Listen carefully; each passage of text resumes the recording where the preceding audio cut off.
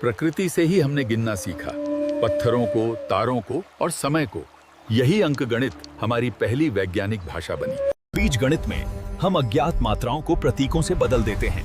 ये समीकरण ज्ञात और अज्ञात मानों के बीच सेतु का निर्माण करते हैं।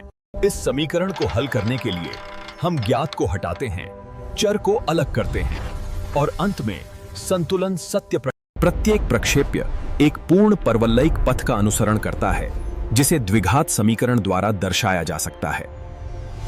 गणित की दुनिया में मैट्रिक्स हमें यह सिखाता है कि कैसे अंतरिक्ष को बदला जा सकता है।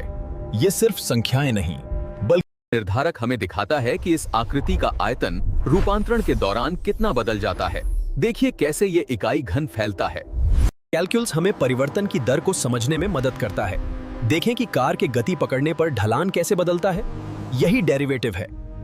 समय के साथ बदलती दूरी और उस बदलाव की तात्कालिक दर, यही तात्कालिक वेग है जिसे हम अवकलन कहते हैं। वेग समय ग्राफ के तहत का क्षेत्र, जैसा कि आप देख सकते हैं, तय की गई कुल दूरी को दर्शाता है। यही इंटीग्रेशन का सिद्धांत है। ये डिजिटल दुनिया की भाषा है।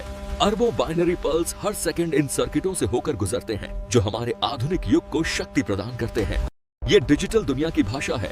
अरबों binary pulse her second in सर्किटों से होकर गुजरते हैं, जो हमारे आधुनिक युग को शक्ति प्रदान करते हैं। आकाश गंगाओं से लेकर प्रकृति की हर रचना तक गणित ही वह भाषा है जिससे ब्रह्मांड चलता है। न्यूटन का पहला नियम, जड़त्व का नियम, बताता है कि वस्तुएं अपनी स्थिति बनाए रखती हैं। देखिए कैसे। न्यूटन का दूसरा नियम समझाता है कि किसी वस्तु पर लगाया गया बल उसके द्रव्यमान और त्वरण के गुणनफल के बराबर होता है, यानी F_ma। न्यूटन का तीसरा नियम, प्रत्येक क्रिया की समान और विपरीत प्रतिक्रिया होती है।